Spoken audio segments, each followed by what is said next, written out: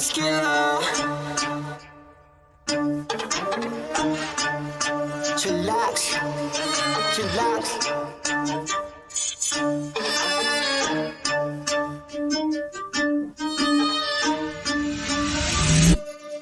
Kapag si Tito Well nag-demo, kitang-kita mura presyo. Lahat kalidad, hindi invento, trabaho pero tao-tao. Bago ilabag dapat kalidad, di lang basta pamato. Lahat detalye makukuha, di lang basta panalo. Kapag si Tito Well nag-demo, kitang-kita mura presyo. Lahat kalidad, hindi invento, trabaho pero tao-tao. Bago ilabag dapat kalidad, di lang basta panalo. Lahat detalye makukuha, di lang basta panalo. Iniikot kahit. So hello mga ka-chillax, welcome to my YouTube channel. So kung bago pa sa aking YouTube channel, don't forget to like, comment, and subscribe. So ito, nagbabalik na naman tayo sa isa sa mga pinakapaborito kong pedal assist bike. Ito ang Exaion Cycles. Ayan, meron silang sales, service parts. Ang address nila, dito lang yan sa 96 Granada Street. At ang maganda dito, meron ding soup kitchen. Kung magugutom kayo, pwede kayong kumain. Ayan, meron sa mga dim sum. At ito yung mga ano nila, yung kanilang service area. Ayun o, ating service na nila lang ngayon ng L3, Fido L3 Plus ng Top Cycle. Yan ang ating naging service, oh. So syempre, yan mga gwapuhang mga technical stuff, oh. Ayan. So huwag na tayo patumpik-tumpik pa. Let's go! Hello mga chillax, tamang-tama nanonood kayo dito dahil may magandang video para sa inyo. Story time! Yun, oh. So yun, sakto-sakto, nandito si Sir. Sir, pakilala ka naman. Hello mga ka-chillax, ako ulit si Jerome at thank you Sir Well sa pagbisita ulit dito sa Action Cycles.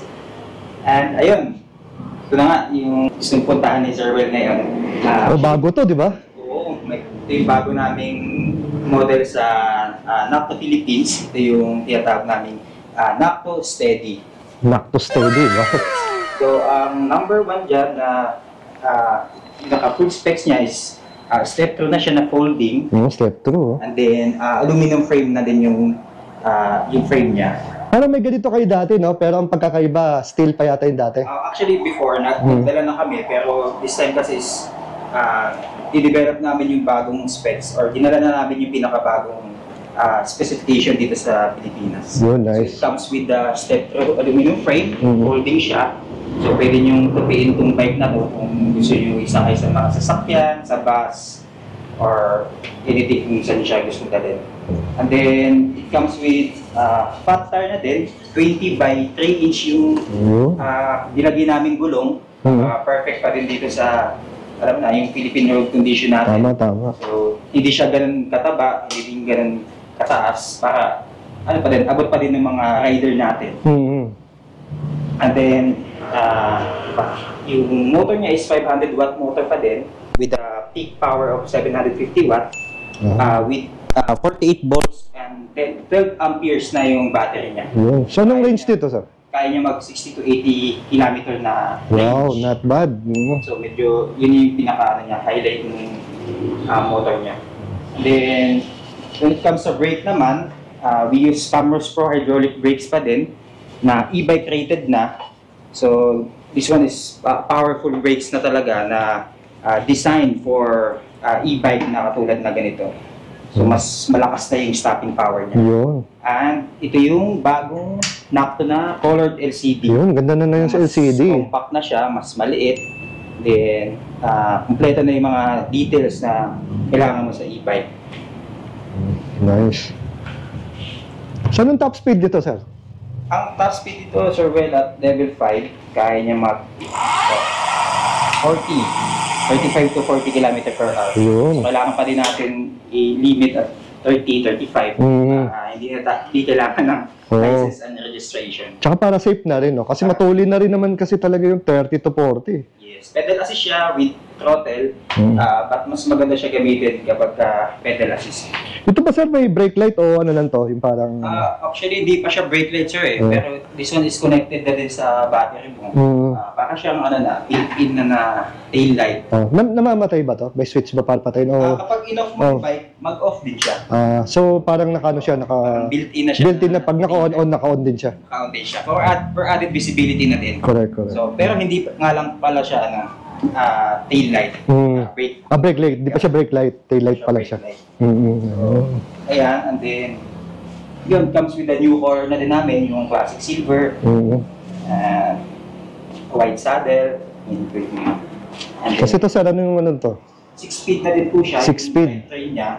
Dapat Shimano Tourney, no? Medyo mas paakyat. Pwede nyo paggamitin yung, yung shifter niya. Tapos meron na siyang rack na, sir. Yes, may rack na rin siya. And kaya niya up to 25 to 30 kilos na karga. Na load capacity. Sir, bali sir, yung weight nitong e-bike, nasa anong bigat timbang niya? Weight dito sir, is around 35 kilos. Not So bad. perfect din siya sa mga rider na 4'9" pataas. So kahit mga average height, kaya pa rin niya gamitin mga average Filipino. Tapos ito sir, yung kanyang upuan, ano na, no? Yes, Naka-suspension seat na ba to? Seat Hindi post? pa siya sir pero Hindi pa wide ba? saddle na siya. Wide saddle. Mas comfortable na to. And then adjustable yung Adjustable yung kanyang seat post. So kaya niya nga yung mga maliliit na rider, mga rider natin na hindi ganun katantaran. So kayang sakyan din ito, kaya pwede i-ride. And then may front suspension na din. Nice. Full fender. Then ayan, yung full fender natin, harap likod para iwas talsik na din sa mga putik. Then hydraulic brakes with the e-bike rated parts na din. Yung rotors niya is e-bike rated na din to, mas makapal. So perfect talaga siya dito sa unit na medyo mabigat. So kailangan ng mas malakas na stopping power. Tama.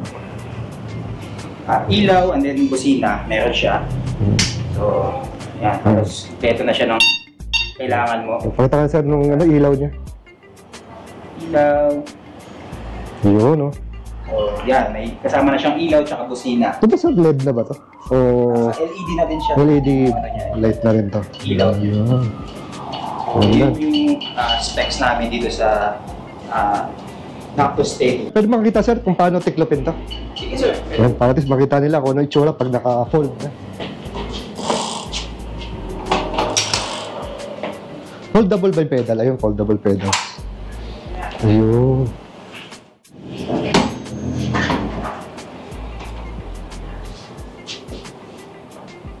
So ano siya, two-fold system. Two folds, ayun. So kasya sa mga SUV, mga van, mga... So, kasanayan lang din, no? Kasanayan din. Siyempre, iba-ibang bike, iba-iba yung way paano pagpo-fold. Kanya-kanyang diskarte. Siyempre, ito, hindi naman to mga petit. Kahit pa paano, parang nasa large na rin ng... Medyo malaki-laki rin eh. Pero at least hindi siya ganun kabigat. Ano, may iba talagang mabigat eh. O yun, magaan. Dahil ito yung ano na, di ba? Hindi ito steel eh. Ano na siya, aluminum frame. So, mas magaan-gaan siya ng konti kumpara sa ibang ano, sa ibang mga e-bike. Yun, no?